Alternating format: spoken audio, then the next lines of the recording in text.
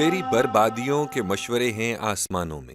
ہمسایہ برادر اسلامی ملک ایران نے 16 جنوری کو پاکستان کی سرزمین بلوچستان پر ایک میزائل داغا تھا، جس کے نتیجے میں پاکستان کے دفتر خارجہ کے مطابق ایک عورت اور 2 معصوم بچے شہید ہو گئے۔ یہ ایک ناقابل یقین اور افسوسناک سانحہ ہے۔ اہل پاکستان کو ہرگز یہ توقع نہیں تھی کہ ہمسایہ اور برادر اسلامی ملک ایران پاکستان کے خلاف اتنا بڑا قدم اٹھائے گا۔ حقیقت میں تو یہ ایک ریاستی دہشت گردی ہے جس کا پاکستان شکار ہوا ہے۔ ہم اسے کسی صورت قبول نہیں کر سکتے۔ پاکستان نے عسکری سطح پر جوابی کارروائی کرنے کے ساتھ سفارتی سطح پر پہل کرتے ہوئے ایران سے اپنا سفیر واپس بلا لیا ہے اور ایران کے سفیر کو پاکستان سے نکل جانے کا حکم دیا ہے۔ بہرحال اس سانحے سے ناقابل برداشت صدمہ پہنچا ہے، اس لیے بھی کہ عوامی سطح پر تو دونوں ممالک کے قریبی اور دوستانہ تعلقات ہیں۔ فقہی اختلافات کے باوجود دونوں ممالک کے عوام اسلام سے وابستہ ہیں۔ ایران نے اسی روز صرف پاکستان پر ہی نہیں بلکہ عراق میں موساد کے ہیڈ کوارٹر اور شام میں باغیوں پر حملہ کیا۔ لہٰذا یہ بات آسانی سے سمجھ میں آتی ہے کہ یہ امریکہ کے خلاف پراکسی وار کا حصہ ہے، اس لیے کہ عراق کی حکومت مکمل طور پر امریکہ کے کنٹرول میں ہے اور وہ امریکن ایجنڈے کو بغیر کسی لگی لپٹے آگے بڑھاتی ہے، اور امریکہ ہی کی آشیرواد سے اسرائیل کو عراق میں ہر قسم کی سہولت کاری حاصل ہے۔ لہٰذا ایران کا عراق میں موساد کے ہیڈ کوارٹر پر حملہ در حقیقت اسرائیل اور اس کے سہولت کار پر حملہ تھا۔ البتہ یہ وضاحت ضروری ہے کہ ایران نے یہ جاننے کی ضرورت محسوس نہیں کی کہ عراق کا سیاسی جھکاؤ اب کس طرف ہے۔ دراصل ایران کا دشمنوں کو محض اپنی طاقت کا مظاہرہ دکھانا مطلوب تھا۔ شام میں باغیوں پر حملے کا سیدھا سادہ مطلب یہ تھا کہ اگر تم یعنی امریکہ ہمیں غزہ کی جنگ میں زبردستی گھسیٹتے ہو تو ہم یعنی ایران بشار الاسد کو تقویت پہنچائیں گے، جو شام میں روس کی پوزیشن مضبوط کرنے کا باعث بنے گا۔ پاکستان پر حملہ کرنے کی فوری وجہ یہ سامنے آتی ہے کہ گزشتہ سال 6 دسمبر 2014 کو ایران کے بلوچستان میں سیستان کی ایک پولیس چوکی پر ایک زمینی حملہ ہوا تھا جو ایران کے مطابق جیش العدل نے کیا تھا، جس کے پاکستان کے بلوچستان میں اڈے ہیں۔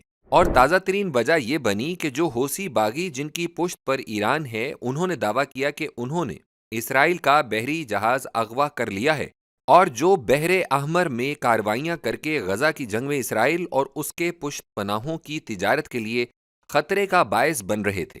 اس سمندری علاقے میں پاکستان اپنے 3 بحری جہاز بھیج کر بلا واسطہ طور پر فلسطینیوں کے قاتل اسرائیل کی بالواسطہ طور پر مدد کرتا دکھائی دے رہا تھا۔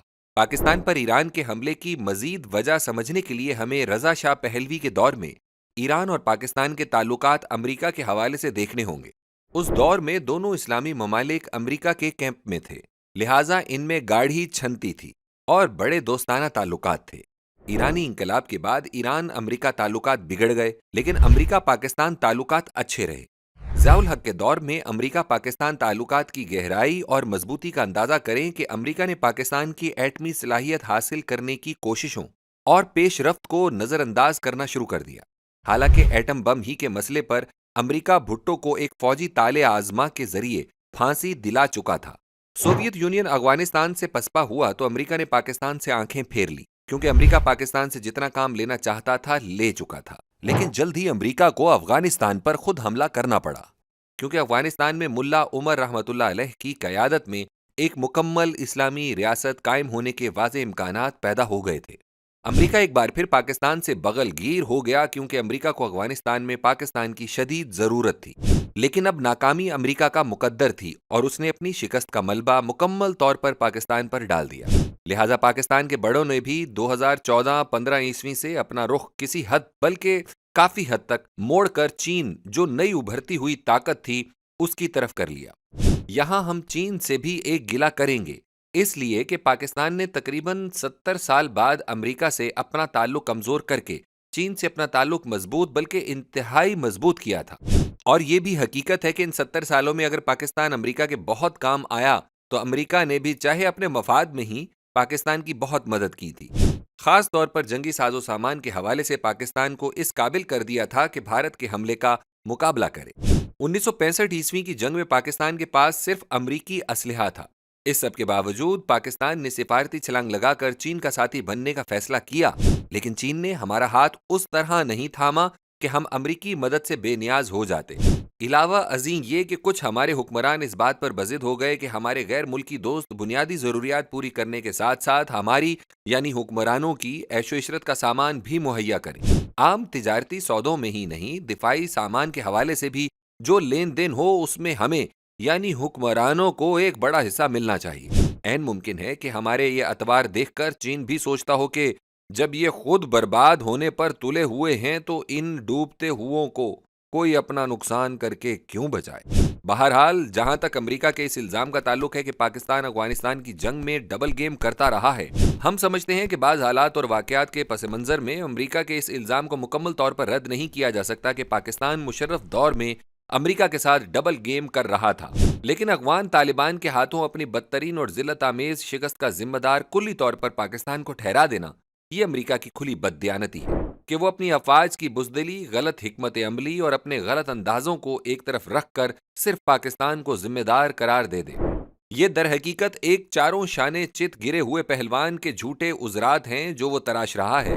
اسی بنا پر اب وہ بڑی کامیابی سے پاکستان کے خلاف ڈبل گیم کر رہا ہے، لیکن حکمران جانے یا انجانے میں اسے قبول کر رہے ہیں۔ ایک طرف وہ بڑے سوچے سمجھے منصوبے کے ساتھ پاکستان کے سیاسی بحران کو بدترین انتشار کی طرف لے جا رہا ہے تاکہ پاکستان میں مقتدر طبقات اور عوام ایک دوسرے کے مد مقابل آ جائیں اور پاکستان داخلی سطح پر کمزور سے کمزور تر ہو جائے، اور دوسری طرف پاکستان کو ایسی خارجہ پالیسی اپنانے پر مجبور کر رہا ہے جس سے بھارت جیسے غیر مسلم ملک ہی نہیں، افغانستان اور ایران جیسے مسلمان ممالک بھی پاکستان کے دشمن بن جائیں۔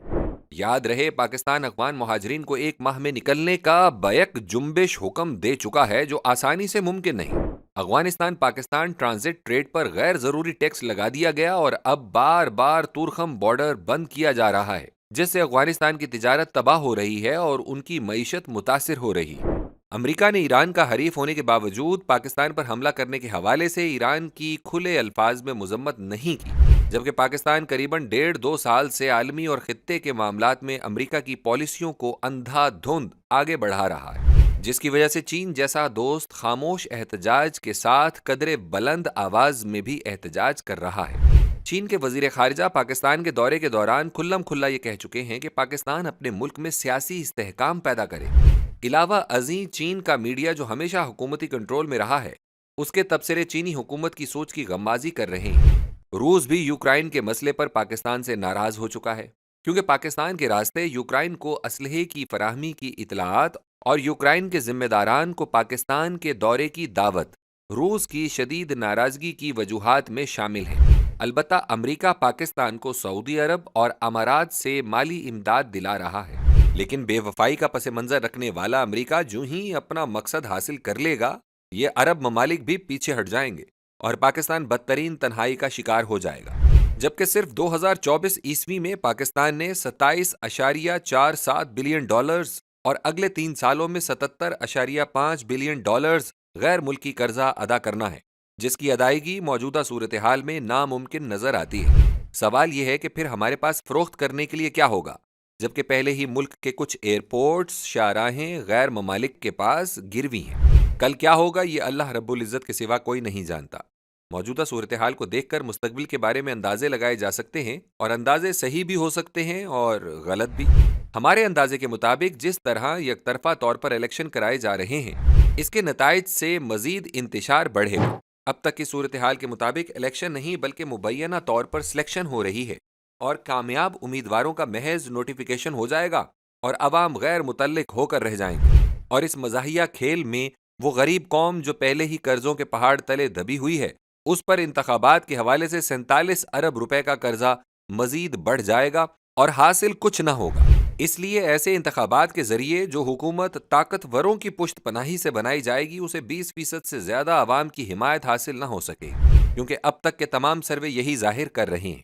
لہٰذا ایک انتہائی کمزور حکومت ہوگی اور یہی امریکہ چاہتا ہے، اور اگر الیکشن ملتوی کر دیے جائیں تو ہمیں یہ بتانے کی ضرورت ہی نہیں کہ یہ ملک کے لیے کتنے مہلک ثابت ہوں گے۔